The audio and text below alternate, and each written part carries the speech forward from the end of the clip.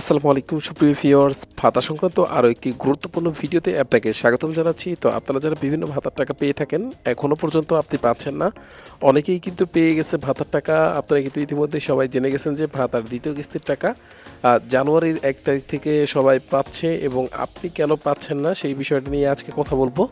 এবং আপনার পেতে ভাতার টাকা পেতে কত সময় লাগবে অথবা কত তারিখ পর্যন্ত আপনি ভাতার টাকা পেতে পারেন সেই বিষয়টা কিন্তু ক্লিয়ার করে দিব। আর কোন কোন জেলায় দেওয়া হবে এবং কোন কোন জেলায় দেওয়া বন্ধ রয়েছে সেটাও কিন্তু আজকের ভিডিওতে জানতে পারবেন। ভিডিওটি শুরু করার আগে সবাই আমাদের এই চ্যানেলটি সাবস্ক্রাইব করে রাখবেন।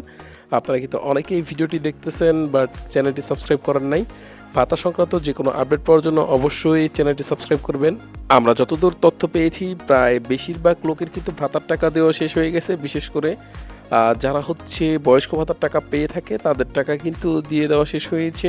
বেশ কয়েকজন বাকি রয়েছে, মানে অল্প সংখ্যক লোক কিন্তু বাকি রয়েছে যাদের টাকা এখনও পর্যন্ত দেওয়া হয়নি। আর বিশেষ করে যে প্রতিবন্ধী ভাতার টাকা, তাদের টাকাটা কিন্তু পর্যায়ক্রমে যার যার অ্যাকাউন্টে পাঠানো হচ্ছে। সেই পর্যায়ে যারা যারা আমাদের ভিডিও দেখতেছে সেখানে কিন্তু অনেকেই পেয়ে গেছে ভাতার টাকা, আর অনেকেই টাকা পায় নাই, সেটা কমেন্ট করেছে। আমি আপনাদের কমেন্ট দেখে নিশ্চিত হতে পেরেছি।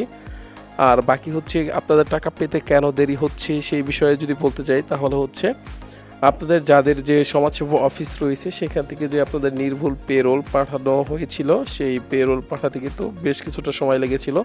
অর্থাৎ যাদের পেরোলটা দেরিতে পাঠানো হয়েছে তাদের টাকাটাই কিন্তু পেতে দেরি হচ্ছে। তো আপনারা যারা এখনও পর্যন্ত ভাতার টাকা পাননি, আপনারা কিন্তু দুশ্চিন্তা করবেন না, আপনাদের টাকা অবশ্যই চলে আসবে। 100% টাকাটা পেয়ে যাবেন এই সপ্তাহ অথবা এই মাসের মধ্যেই। আর আমাদের চ্যানেলে যারা গুরুত্বপূর্ণ কমেন্ট করেছে, কমেন্টের অ্যান্সারগুলো দিয়ে দিচ্ছি। আপনারা জানেন যে প্রত্যেকের কমেন্টের অ্যান্সার কিন্তু আমি দিয়ে দিই পরবর্তী ভিডিওতে। আমরা টাকা পাইনি চট্টগ্রাম থেকে বলতেছি, তার মানে হচ্ছে চট্টগ্রামে এখনও পর্যন্ত টাকা পেতে বাকি রয়েছে। ব্রাহ্মণবাড়িয়া প্রতিবন্ধী ভাতা দিবে কি জানাবেন, অবশ্যই দিবে, জাস্ট কয়েকদিন সময় লাগবে। কুড়িগ্রাম থেকে টাকা পায়নি, আমি ভাতার টাকা পাইনি। আরও অনেকগুলো কমেন্ট রয়েছে, তারা কিন্তু ভাতার টাকা এখনও পর্যন্ত পায়নি। আপনার যদি নির্দিষ্ট কোনো গুরুত্বপূর্ণ কমেন্ট থাকে সেটা অবশ্যই করবেন, আমি কিন্তু পরবর্তী ভিডিওতে আপনাদের যে কমেন্টটা সেটার উত্তর দিয়ে দেব। অবশ্যই যারা যারা কোন কোন জেলা থেকে দেখতেছেন এবং টাকা পেয়েছেন কিনা সেটা অবশ্যই কমেন্ট বক্সে জানাবেন। পরবর্তী ভিডিওতে কিন্তু আপনাদের কমেন্টের অ্যান্সার দেওয়া হবে। তো নওগাঁ থেকে আজ সন্ধ্যা 7টায় পেয়েছি, কালকে আপনার ভিডিও দেখেছিলাম আর আজকে পেলাম। এটা কিন্তু পেয়েছে নওগাঁতে, কিন্তু আজকে টাকাটা পেয়েছে তিনি ভাই কিন্তু কমেন্ট করেছেন। আমি মাগুরা থেকে বলতেছি, টাকাটা পেয়েছে সম্ভবত উনি, এটা কিন্তু উল্লেখ করে নাই যে টাকাটা পেয়েছে কিনা। অনেকেই কিন্তু টাকা পেয়ে গেছে এবং অনেকেই পায় নাই, বেশিরভাগ লোকই কিন্তু পায় নাই। আর যারা পায় নাই অবশ্যই দুশ্চিন্তা করবেন না, অল্প কিছুদিনের মধ্যেই টাকাটা চলে আসবে।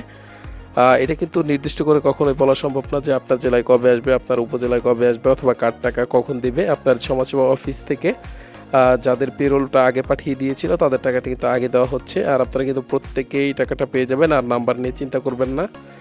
যার যে নাম্বার দেওয়া ছিল সেই নাম্বারে টাকাটা পাঠানো হচ্ছে।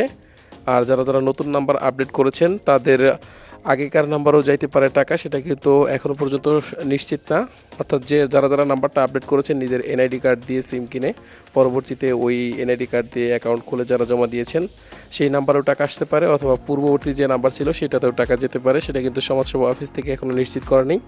তো কারো কোনো গুরুত্বপূর্ণ কমেন্ট থাকলে অবশ্যই করবেন, আমি কিন্তু পরবর্তী ভিডিওতে আপনাদের কমেন্টের অ্যান্সার দিয়ে দেবো। সবাই ভালো থাকবেন, সুস্থ থাকবেন এবং পরবর্তী ভিডিওতে আমাদের সাথেই থাকবেন। ধন্যবাদ সবাইকে।